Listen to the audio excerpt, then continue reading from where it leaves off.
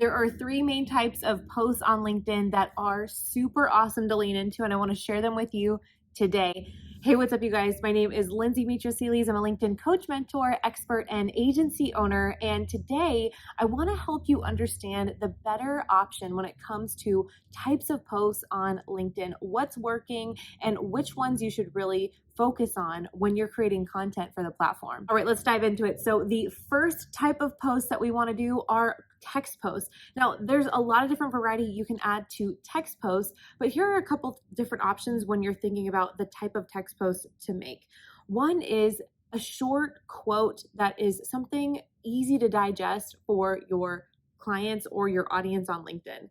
This could be a quote that you have, this could be a quote of someone else's and you want to add a little context around it, whatever that might be, but it's about 2 to 3 sentences long. You could think about any type of Twitter content that's working well on Twitter to repurpose that for LinkedIn.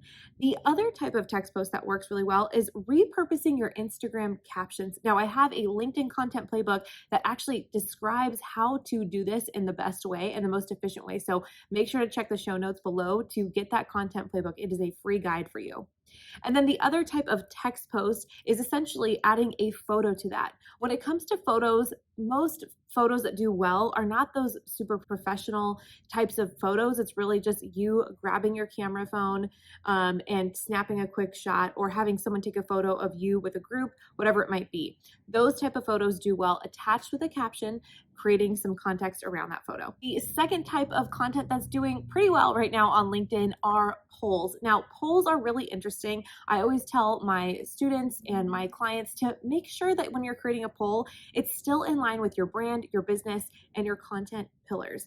Unless you are a travel agent, you shouldn't really be asking people where they're going to go for spring break or their summer vacation, because it has nothing to do with your business. Make sure that it stays in line with your content pillars, like I said before. The other reason polls do really, really well is that you're able to truly engage your audience in a new way. Now, you can use polls to test content. You can use polls to ask your audience something very specific for maybe something you're trying to create in your business. Use polls like you might on Instagram or other platforms, but again, make sure they stay in line with your business and your brand.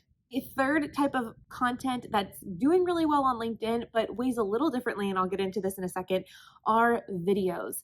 You want to keep your videos anywhere between 60 to 90 seconds long, maybe 2 minutes max. But remember that your audience on LinkedIn is not there for long form content.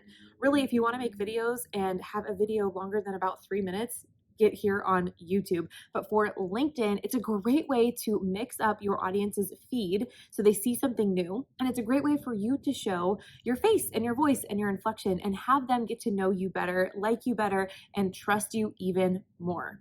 Now, when I talked earlier about the views and the impressions that LinkedIn has for videos versus captions, they do weigh heavier. And I want you to fear not when you're making a video on LinkedIn and you see that you have maybe less impressions or views, that is okay. How a text post or a caption or something of that sort weighs with impressions is if someone simply scrolls by it, that means that counts as an impression. But in order for a video to get an impression on LinkedIn, someone has to watch the first 3 seconds of doing so. So at least they stop, they're either clicking into your video or they're watching it from their feed for at least 3 seconds. So something I want you to do when you're coming up with content for LinkedIn is really just to simply test, see what works, see what doesn't.